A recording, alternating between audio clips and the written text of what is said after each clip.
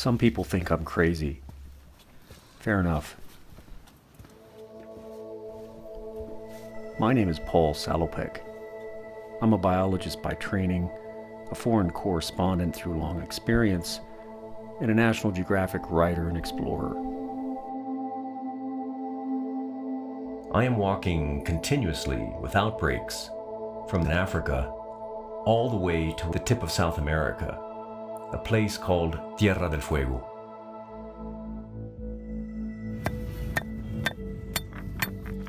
My project, called the Forever Walk, is a journey of about slowing down, taking the time to listen, to learn, and to interact with humanity in the most immersive way possible.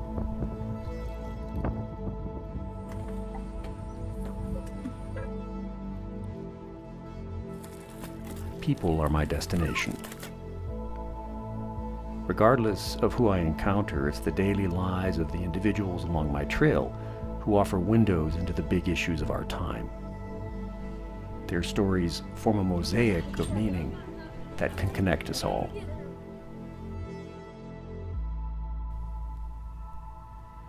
Now, my journey has taken me and my local walking partners deep into China.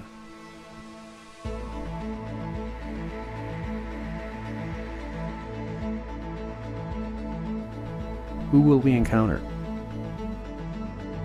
Where are they from and where are they going?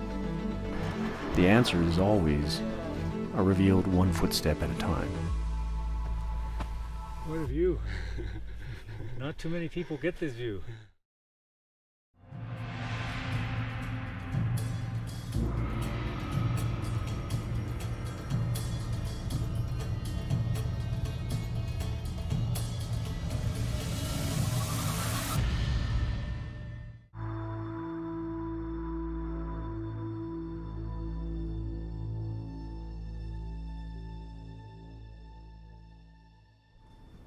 People used to travel the Tian Horse roads for lots of reasons. I walk them to get a little lost. This is how you meet other wanderers. Since setting foot in the Middle Kingdom, I've been following the Hu Line.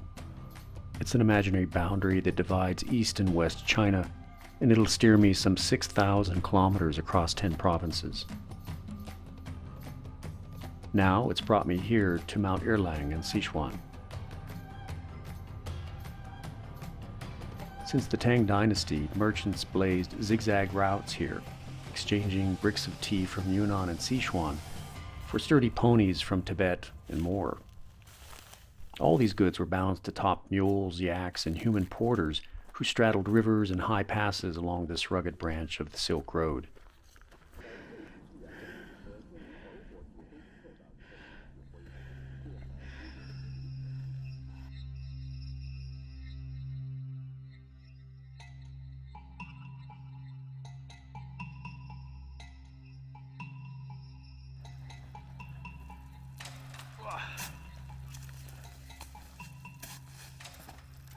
在当时，他们最多的这个茶包甚至能背到100公斤，我觉得我非常难以想象。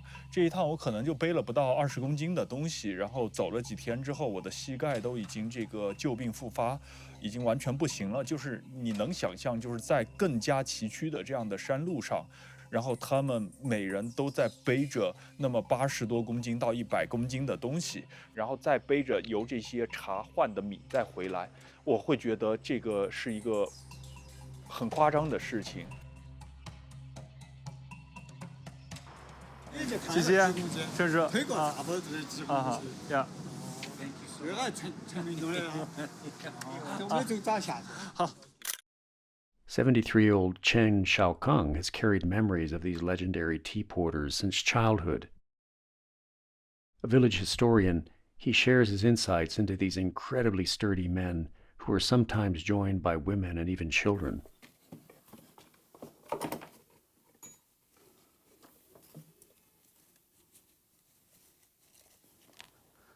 这是我们陈家倒是蒙神茶行，全权自家加工茶叶这里印章，就是相当于商标。啊，它是正面、反面。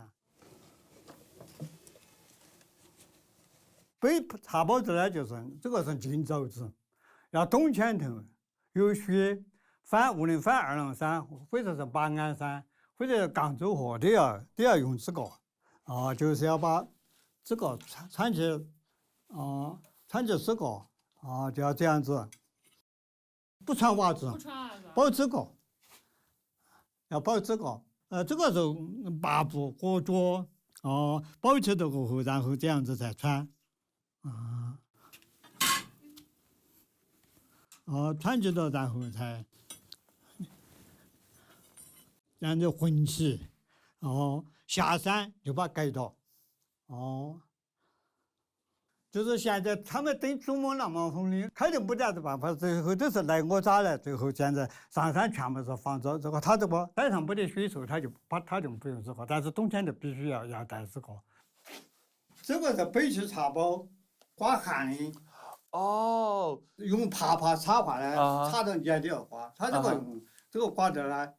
盐不花，盐流水刮干的，一个呢，它是一个防止头昏的作用。防止。现在韩国国家。People, the ancestors were incredibly clever. They came up with this handmade device that is portable. It doesn't weigh anything. It's disposable, recyclable. You can make it. You can stop where you're resting and make another one, and it just scrapes away the sweat from your forehead.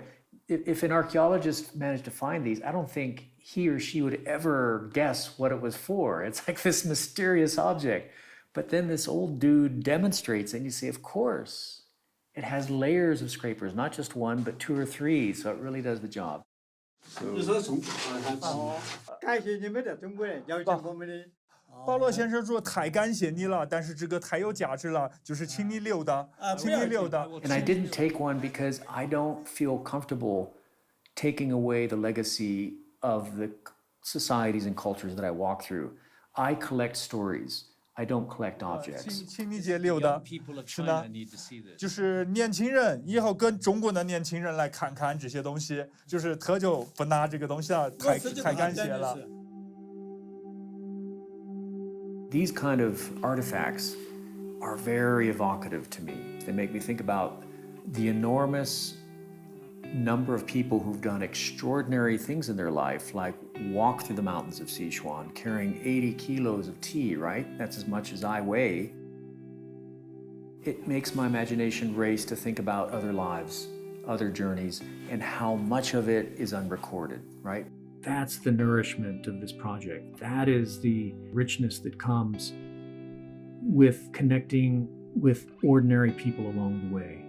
And in this case, these local historians are kind of the memory keepers of communities.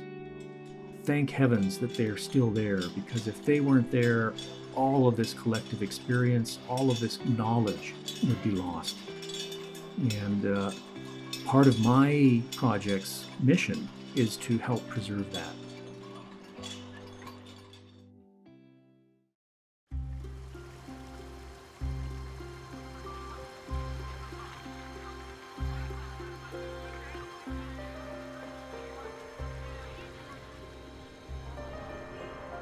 Entering the city of Yan, a new walking partner, Becky Lin, joins us. Like everyone, she brings her own energy to the walk's route along the old T-Horse Road. Oh, I wanted to tell you guys a joke. Okay.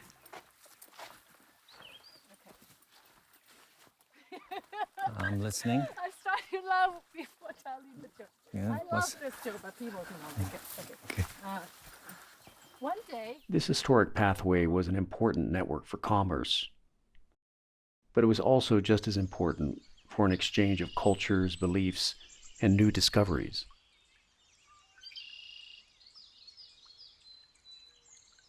In 1869, for example, a French missionary and naturalist stationed in China, Father Armand David, became the first outsider to learn of the existence of a black and white bear here in Yan. He sent specimens back to France, and it was found to be a species totally new to science. Even to this day, new things are being discovered about this animal. So what do you know about pandas? It's a giant bear. Don't know too much about it because Not too many Chinese actually seen it, you know. Yeah. Tao Yu, an educator at the giant panda breeding center, tells us more about one of China's cultural icons. Is there something about their behavior that surprises you? The voice， Ah, yeah. The voice. 它有很多种声音，几十种，经常能听到的话就是一种叫羊叫声，类似于像咩叫，咩那种羊，就山羊的羊，就很类似，但是不一定是完全一样的。你知道是什么意思吗？这个的话，在平时的话就代表它想吃东西，在发情期的话，它就会也是这种叫声，但是它会变得很短促、急促。哦这个就是它急切的想要去，OK，找对象。 I didn't know that. I didn't know they had all these vocalizations, all these many different. 熊猫的话，它其实声音的话，它是比较丰富的。有一个说法就是它是这个动物界当中的一个声优，因为 So 它 different kind of mimics 它 different 可 kind 以 of 发出狗 voices。叫声，也可以发出鸟叫声，甚至羊叫声。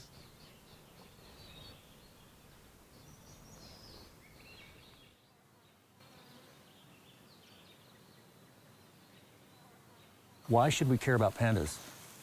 首先，它数量很稀少，然后是我们中国独有的一个珍稀保护物种，有很重要的科研价值以及其他的这个文化。它现在的一个地位的话，那比如说它就是我们的一个野生动物保护的一个旗舰物种，也可以称作是一个散装物种。在保护熊猫的同时，也可以保护在它生活区域内其他的这个野生动物。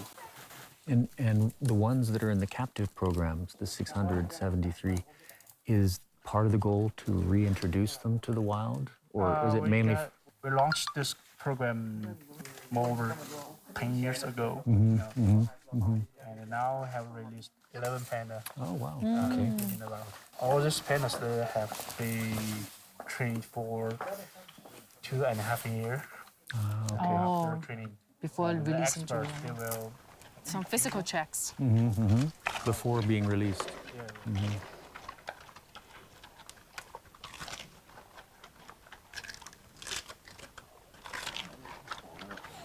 We're eating like pandas now.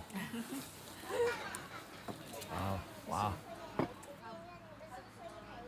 Mr. Tao is very lucky to be working here because there are very few places like this in the world, right? Where so much thought has been put into conserving a species. I have walked for 9 years. What is that? I don't even know what it is. That's like 3,500 days here into China. And I can tell you, of those 3,500 days, the numbers of days that I've seen wildlife,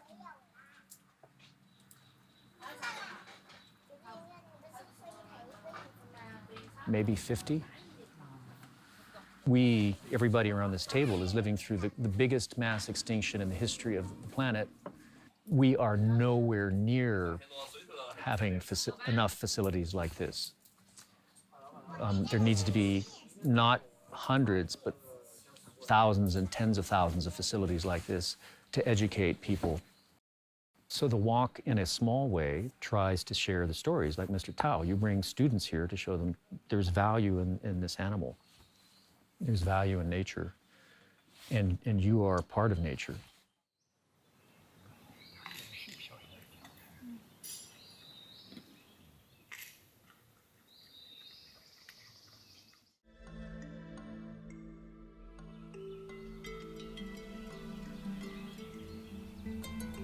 Yan is one of the oldest tea capitals of China.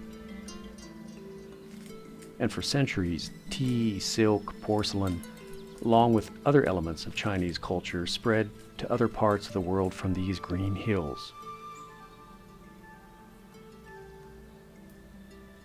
Influences from the Tea Horse Road can still be seen and felt today.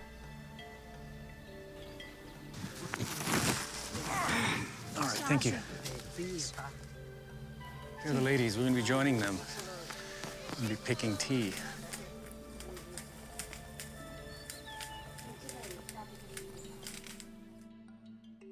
So, as a new chapter begins, another one ends. It's time to say goodbye to my walking partner, Yang Wendo. He's not only been my guide, interpreter, and teacher, he's also become family. Okay. Oh, you're my buddy too.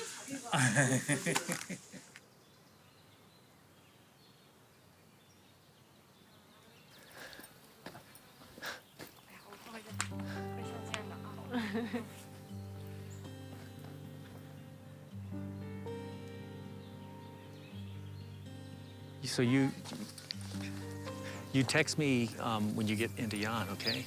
Yeah.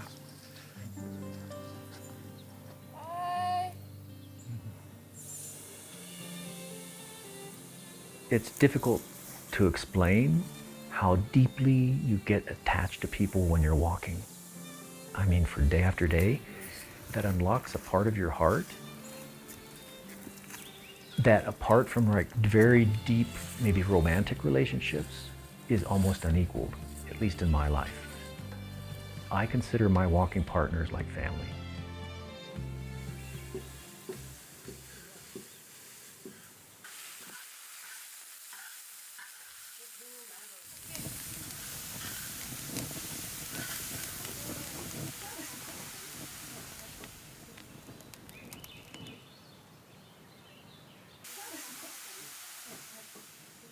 This is amazing, these ladies, what they turn out in this kitchen.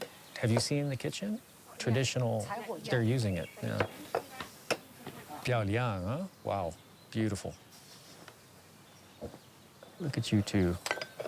She was picking tea. We saw her today. Yes. And then after all those hours of work, she makes this, Yes. right?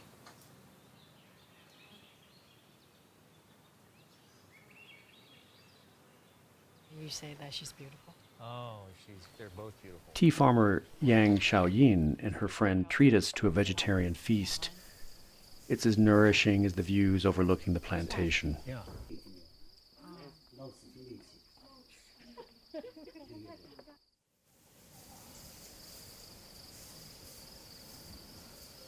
One of the great gifts of the walk is the opportunity it has offered to slow down my life, to slow down my thinking, my feelings, my writing over these past 9 years. It's this opportunity to move in the opposite direction of an ever faster spinning world. I'm relearning the rewards of daily life in meaningful detail through my body's own speed and rhythms, and it feels deeply right. The ability to be patient, to be alert, to be empathetic. I think we're losing these connections through our obsession with speed.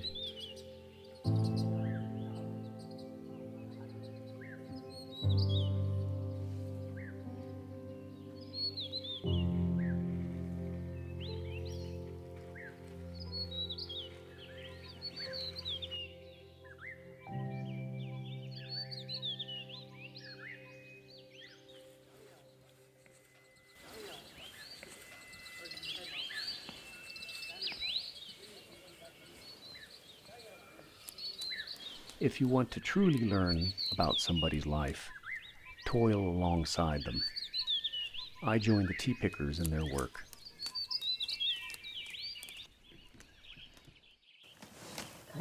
你看，就是说它怎么这个，就是这里一兜一兜的套起来。 So like it's not like leaves, it's just like a 叶子 cluster. 叶子加上它， she's picking the cluster. 叶子加上呢，它就主要是散叶子， Usually it's 3 一 leaves 兜一 together. 兜一兜一兜 Cluster. 哦。 Okay. 3 leaves, 3 leaves. All right. Some of them are 4 because these are 3 leaves. So when the tea were made, when we make the tea, it's prettier on the shapes. If you just Okay. tear them apart one by one, it's not so Not so pretty. good. So you try to pick 3 at a time? Yes. Is that it? yeah. Okay. Multiple leaves is better than 1. Okay.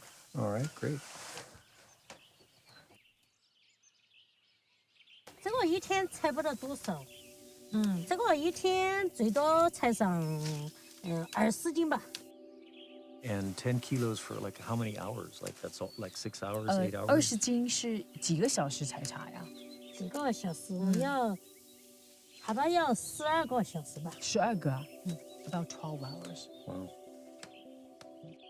Hundreds of millions of people drink tea, but probably almost none of them understand how difficult the process is to gather and, make tea. 就是哦， She said, absolutely. Yeah.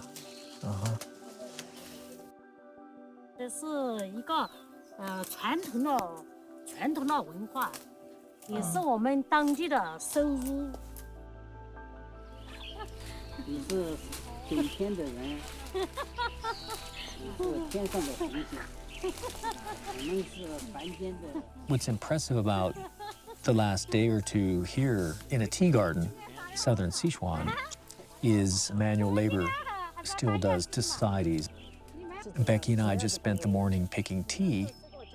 Now I think I can write a better story, knowing what my muscles feel like after a morning of tea picking, knowing what the tea leaves feel like, not just to test it for once and then take a picture and leave, but hundreds and hundreds and hundreds of tea leaves. Because you are simply in the middle of it. You're in the world. You're in the moment. You're under the sky. It's raining. It's sun. You're feeling the wind on your skin. We all identify ourselves a lot by what we do to feed ourselves. One of the most reliable doorways into people's lives, for me, is to work with them.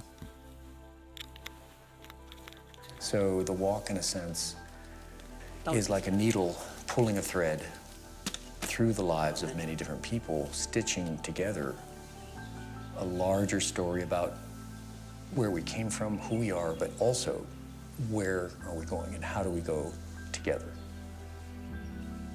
That's the forever walk.